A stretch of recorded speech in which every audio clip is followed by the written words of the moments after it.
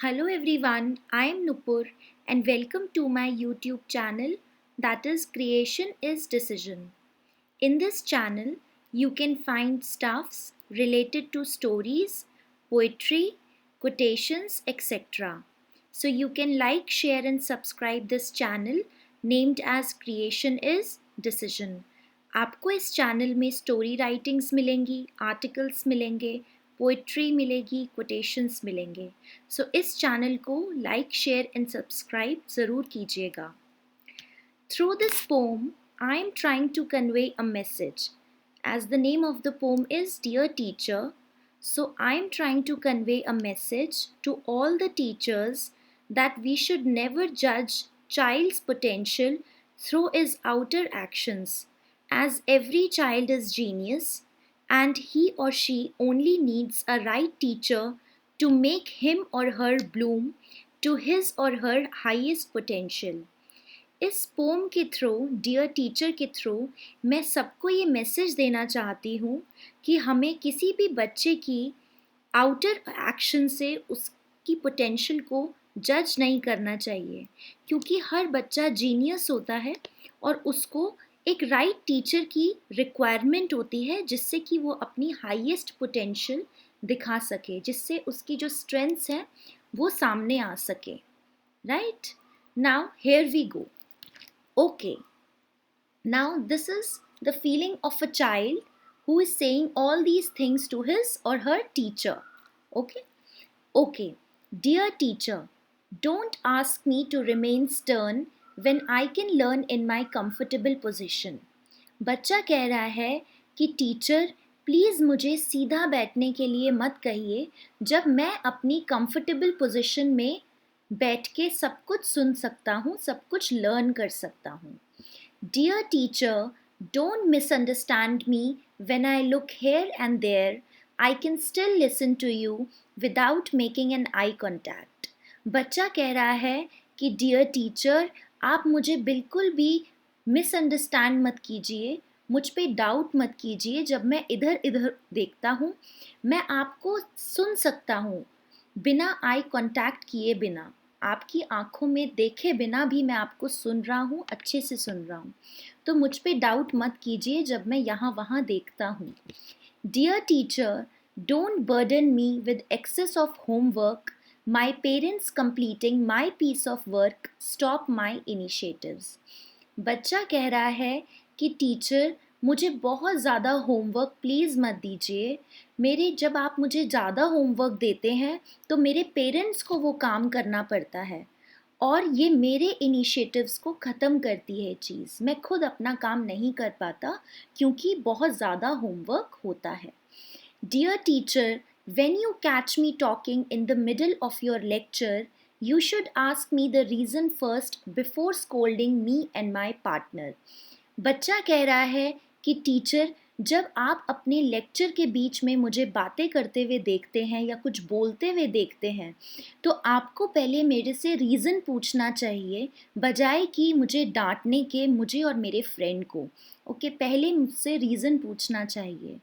Dear teacher, we come to school to learn but we want to make memories to.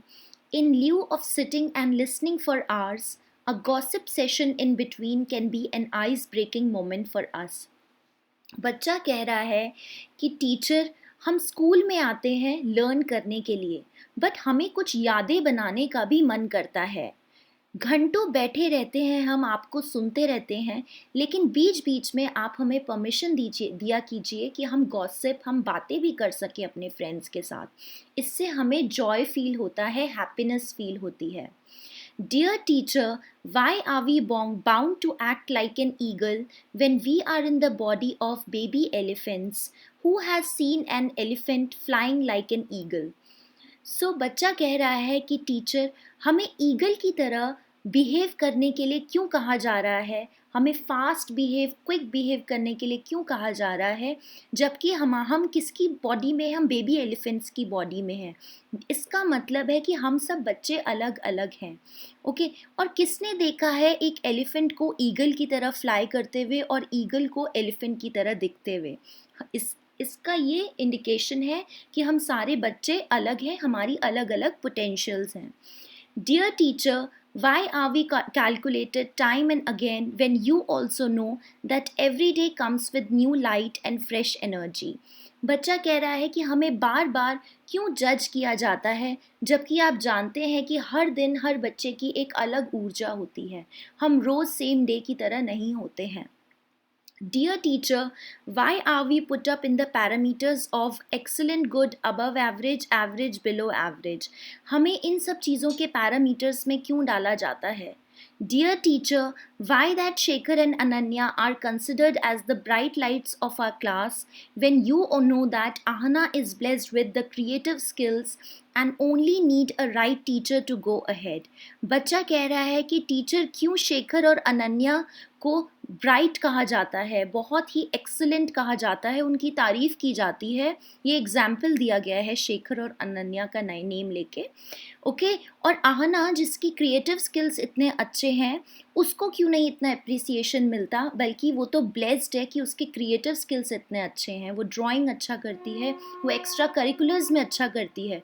उसको भी एक right teacher अगर मिले तो वो भी अपनी लाइफ में बहुत कुछ कर सकती है.